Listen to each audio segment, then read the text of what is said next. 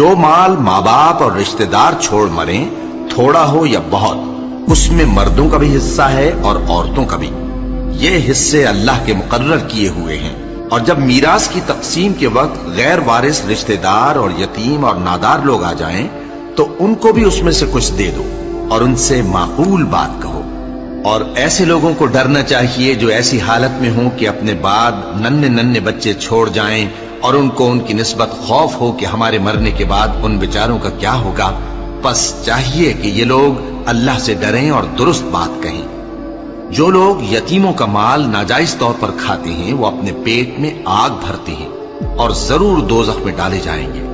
اللہ تمہاری اولاد کے بارے میں تم کو ارشاد فرماتا ہے کہ ایک لڑکے کا حصہ 2 لڑکیوں کے حصے کے برابر ہے، اور اگر اولاد میت صرف لڑکیاں ہی ہوں یعنی 2 یا 2 سے زیادہ تو کل ترکے میں ان کا 2/3 ہے، اور اگر صرف ایک لڑکی ہو تو اس کا نصف ہے، اور میت کے ماں باپ کا یعنی دونوں میں سے ہر ایک کا ترکے میں 6واں حصہ ہے، بشرطے کہ میت کی اولاد ہو۔ اور اگر اولاد نہ ہو اور صرف ماں باپ ہی اس کے وارث ہوں تو 1/3 ماں کا حصہ ہے، اور اگر میت کے بھائی بھی ہوں تو ماں کا 6واں حصہ ہوگا۔ اور یہ تقسیم ترکہ میت کی وصیت کی تعمیل کے بعد جو اس نے کی ہو یا قرض کے ادا ہونے کے بعد جو اس کے ذمے ہو عمل میں آئے گی۔ تم کو معلوم نہیں کہ تمہارے باپ دادوں اور بیٹوں اور پوتوں میں سے فائدے کے لحاظ سے کون تم سے زیادہ قریب ہے۔ یہ حصے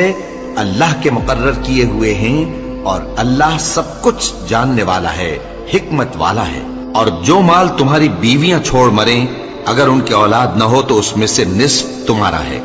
پھر اگر ان کی اولاد ہو تو ترکے میں تمہارا حصہ 1/4 ہے، لیکن یہ تقسیم وصیت کی تعمیل کے بعد جو انہوں نے کی ہو یا قرض کے ادا ہونے کے بعد جو ان کے ذمے ہو کی جائے گی۔